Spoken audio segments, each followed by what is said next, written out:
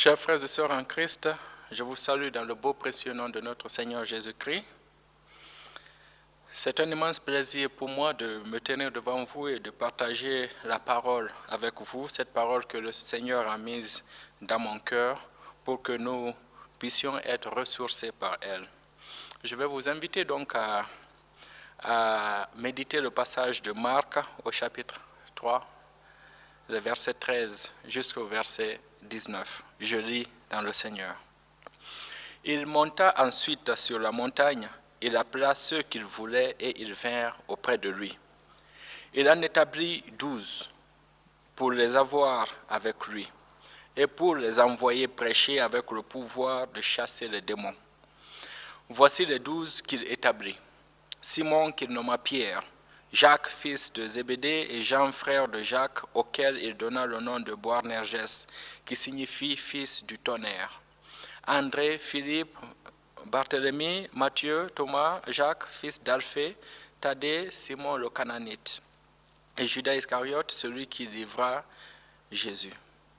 Parole du Seigneur. Je vous invite à la prière.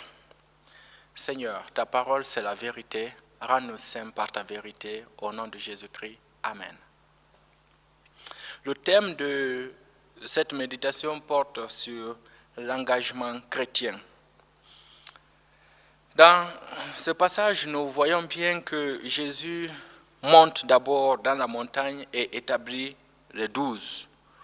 Vous savez, dans l'Ancien Testament, la montagne désigne le lieu des théophanies, c'est-à-dire le lieu des apparitions du divin. C'est le lieu des rencontres entre Dieu et l'humain. Sur les montagnes, ces rencontres ont souvent lieu là-bas.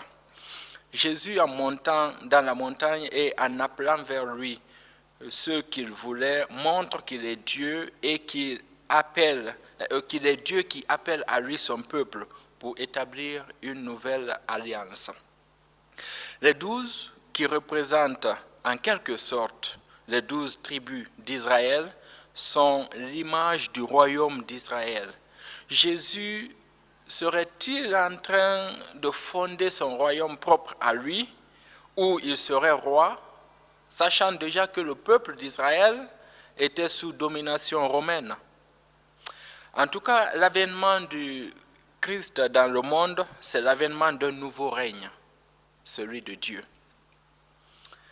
Et lorsqu'il monte, il envoie quand même les 12 en mission. La mission qu'il leur est confiée est très claire. D'abord, c'est d'être avec Jésus. En effet, le terme employé par le grec pour signifier disciple donne littéralement apprenti. Le disciple est celui qui apprend de son maître. La première mission du disciple dans ce passage est d'être auprès du maître, afin qu'il soit avec lui. Donc être auprès du maître pour apprendre de lui et être impacté par lui. C'est de cette manière qu'il peut ressembler à son maître. Notre mission en tant que chrétien est d'apprendre du Seigneur dans la vie en communauté, par la lecture des Écritures, par la prière, etc. La seconde mission qui leur est confiée est celle d'envoyer, dont le terme employé est apôtre. L'apôtre est un envoyé du Seigneur vers l'extérieur. Lorsque le disciple a été transformé par le Christ intérieurement, il est envoyé pour prêcher ce qu'il a entendu et ce qu'il a reçu du Maître. Chez Marc, la prédication de Jésus porte surtout sur l'avènement du royaume de Dieu. Annoncer le royaume de Dieu, c'est annoncer une action du Seigneur dans le présent et le concret du peuple, y compris dans sa vie sociale et économique, donc dans sa vie politique. Chasser les démons consiste à combattre le mal dans toutes ses dimensions, dimension spirituelle, dimension éthique. Or, ce mal démoniaque peut aussi bien prendre le visage du péché, le visage de la maladie, que l'injustice et du paganisme romain. Dans notre société d'aujourd'hui, le démon représente tout ce qui s'oppose à la volonté de Dieu. Le péché qui se manifeste par les jalousies, par la corruption, le vol des biens de l'État et de la société en multipliant les prix, les maladies, etc. Le disciple du Christ ne saurait rester insensible à cette dimension pratique de l'Évangile qui l'oblige à s'opposer aux forces du mal. L'Évangile de notre Seigneur Jésus-Christ nous oblige à lutter contre tout mal qui réduit nos semblables à l'esclavage et qui les prive de leurs droits.